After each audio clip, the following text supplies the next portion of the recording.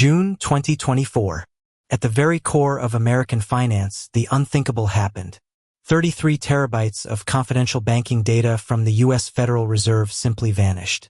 This wasn't a physical break-in, but a devastating digital slaughter. The ransom note that flashed on every screen was crude, direct, and absolutely chilling. It demanded, "Fire your negotiator. $50,000 is insulting." That digital signature, that crab logo, belonged to the world's deadliest ransomware operation, LockBit. This is a global criminal enterprise built entirely on generating fear and massive profits. Behind LockBit sits one man, Dmitri Korashev. His digital empire has infected over 2,000 companies across 120 countries, targeting major banks, hospitals, and even the FBI itself. The ransom tally has already crossed $100 million and continues to climb. The truly insane part of this story is that law enforcement knows exactly who he is. They've seized his servers, arrested his foot soldiers, and placed a staggering $10 million bounty on his head. Yet, right now, Korashev still controls an estimated 40% of all ransomware attacks worldwide. Dmitri Korashev didn't build a typical hacking crew. He actually built crime like McDonald's built burgers as a global franchise. Hackers log in, pick a target, and then split the profits. This makes you wonder, how does one man effectively control nearly half of the malicious hacks on the entire internet? To answer that, we have to go back to 2019. Autumn in Voronezh, Russia. A 26-year-old programmer named Dmitri Korashev sits surrounded by the glow of his screens. Online, he's known only as LockBit Sup, a faceless alias operating on the Russian hacker forums. Korashev wasn't interested in planning a single, old-school bank heist. His vision was far bigger.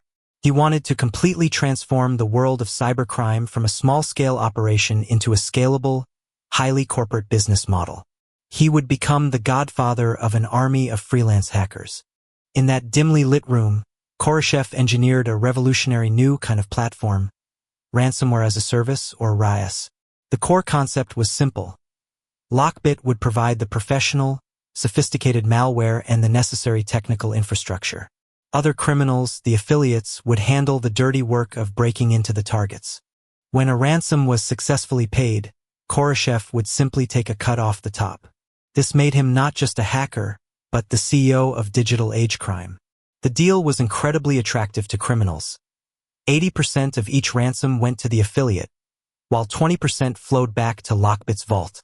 By 2021, the LockBit franchise had exploded in popularity. Their branding, by underworld standards, was sleek and professional, operating through a dark web portal. Affiliates could generate custom ransomware payloads with point-and-click ease, making extortion simple. LockBit even featured a public leak site, designed to name and shame victims who refused to pay. They published the stolen data and used a terrifying countdown timer as their most effective weapon. This summer, they made major headlines by hitting one of the world's biggest tech consultancies, Accenture, demanding $50 million. By 2022, LockBit 3.0 was launched, adding a shocking new feature, a bug bounty program. They offered up to $1 million to hackers who could find flaws in their own malware, a twisted parody of the innovation scene in Silicon Valley. But nobody realized Dmitri was deliberately leaving one specific, self-discovered bug unfixed. This bug was his failsafe, a final terrifying insurance policy against the inevitable counterattack. By late 2023, the numbers were staggering. LockBit was estimated to be behind nearly 40% of all global ransomware attacks. They had devoured over 2,000 victims and extracted over $100 million in ransom payments. The leak site read like a hall of shame for global corporations, hospitals, and government agencies. Nothing was off limits. But even the most meticulous criminal genius makes mistakes. Dmitri Korashev made 3. The first happened on a simple Tuesday morning when he did something incredibly ordinary. He ordered pizza. February 19, 2024. London, pre-dawn. Analysts inside a fortified cyber command center watched their monitors with grim focus. After months of hunting, they were ready to strike back in an operation codenamed Kronos. A coordinated raid unfolded across 7 countries simultaneously. In Amsterdam, they pulled the plug on critical servers. In Frankfurt, racks of blinking machines were seized. The FBI, the NCA, and Europol hit 34 targets. It was intended to be the largest ever crackdown on a ransomware syndicate. But remember the pizza Dmitri ordered? The delivery address wasn't his quiet apartment. It was one of these seized data centers. The name on the receipt, which was tied to that physical location, was the first real clue that would unravel the mystery of his identity. Within minutes of the raid, LockBit's dark web portals went completely black, and panic immediately spread among the affiliates. Law enforcement, however, had one more surprise. They didn't just shut down the infamous leak site. The UK National Crime Agency successfully hijacked it. The infamous countdown timers were now repurposed, ticking towards something else. A series of leaks about LockBit itself. The hunters had cleverly turned the tables, promising a reveal of the LockBit leader's true identity. For the first time, LockBit's up was forced to feel the heat. Forensic analysts pored over the seized servers, uncovering a treasure trove of information, including a database listing 188 affiliates. Crucially, they retrieved hundreds of decryption keys for LockBit's ransomware, which were quickly released to the public. This freed prior victims and significantly robbed LockBit of its financial leverage. Law enforcement declared a major, visible victory. But amidst the backslapping and the headlines, one uncomfortable truth loomed large. The LockBit mastermind himself remained completely in the wind. In Voronezh, Dmitri watched the seizure notices across 3 separate screens. Years of work all gone in 5 hours. Affiliates were demanding answers and some were even threatening him. His empire was hemorrhaging an estimated $3 million a day. He cracked his knuckles, walked to the window, and typed 4 critical words into a secure chat. "Give me 4 days." On February 24, 2024, exactly 5 days after the takedown, a new darknet address started circulating in hacker circles. LockBit was back. Dmitri had quietly segmented his infrastructure, meaning Operation Kronos only knocked out part of his network. He quickly executed his contingency plan, spinning up fresh servers and strengthening his passwords. He decentralized everything, splitting the LockBit affiliate portal across dozens of obscure, vetted servers. He called it LockBit 4.0, a new version of his empire, designed to be more resilient and more paranoid than ever before. The comeback was a theatrical display of bravado. The relaunched leak site brazenly listed a slew of new victims, including, unbelievably, the FBI's name. This was obviously a lie, but the message was clear. Korashev was openly mocking and thumbing his nose at the federal authorities. May 7, 2024. The U.S. Attorney General unsealed the indictment, officially calling out Dmitri Yuryevich Korashev by name as the creator and administrator of LockBit. The U.S. State Department announced the $10 million bounty for information leading to his arrest. The irony was delicious. The exact sum he once arrogantly offered to anyone who could identify him was now on his own head. But there is a terrifyingly simple reason he remains free. He is protected by a government that has historically refused to extradite its hackers to the West.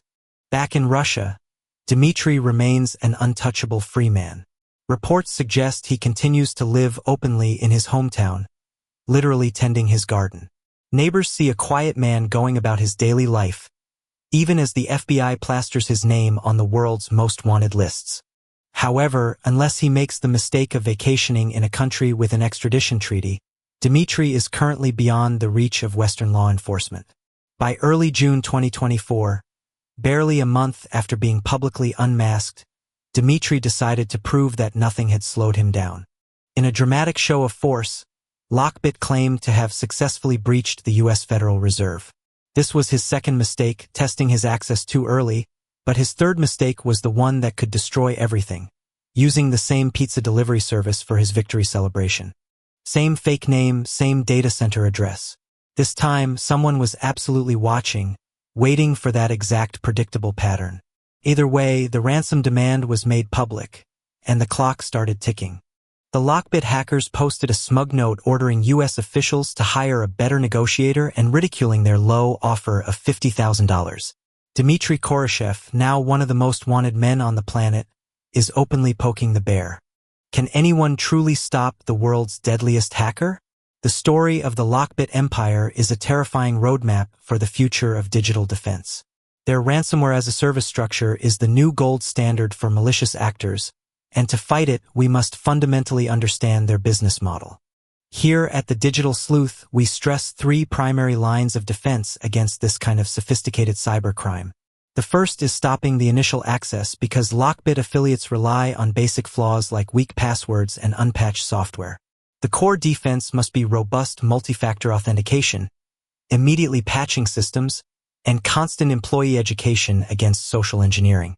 The second is the ability to segment and back up your data.